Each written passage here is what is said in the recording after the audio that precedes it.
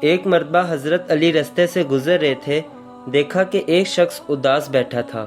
حضرت علی قریب گئے اور فرمایا، اے بندہ خدا کیوں اداس ہو؟ اس نے کہا، یا علی، کاش میرے پاس 1000 اونٹ ہوتے، میری بچپن سے یہ خواہش ہے، لیکن افسوس میرے پاس صرف یہ 4 اونٹ ہیں۔ تو حضرت علی نے فرمایا، اے شخص بتاؤ، اگر کوئی چیز تمہارے پاس نہ ہو تو کیا وہ تم دے سکتے ہو؟ اس نے کہا، نہیں میرے آقا، جو چیز میرے پاس نہیں وہ کیسے دے سکتا ہوں؟ تو حضرت علی نے فرمایا، بتاؤ، یہ 1000 اونٹ اپنے وجود میں خوشی رکھتے ہیں؟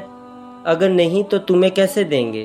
تمہاری خوشی اس خواہش میں نہیں کہ 1000 اونٹ تمہیں مل جائیں، بلکہ تم نے خود اپنی خوشی اپنی اس خواہش میں رکھی ہے۔ جب تمہاری یہ خواہش پوری ہو جائے گی تو تم اس کے عادی بن کے کسی اور خواہش کے پیچھے بھاگو گے۔ جاؤ دیکھو، اس زمین پہ ہزاروں ایسے لوگ ہیں جن کے پاس 1000 اونٹ ہیں، کیا وہ خوش ہیں؟ انسان خواہش کے پیچھے تب تک ہی بھاگتا ہے جب تک وہ پوری نہ ہو۔ اگر آج تمہاری ایک آنکھ خراب ہو جائے تو تمہاری خوشی یہ ہو جائے گی کہ میری آنکھ صحیح ہو جائے۔ اگر آج تمہارے یہ دونوں کان خراب ہو جائیں تو تمہاری خواہش یہ ہو جائے گی کہ تمہارے کان صحیح ہو جائیں۔ تمہاری خوشی تمہاری خواہشات میں نہیں بلکہ تمہارے وجود میں ہے، جو وقت اور حالات کے ساتھ تبدیل ہوتی رہتی ہیں۔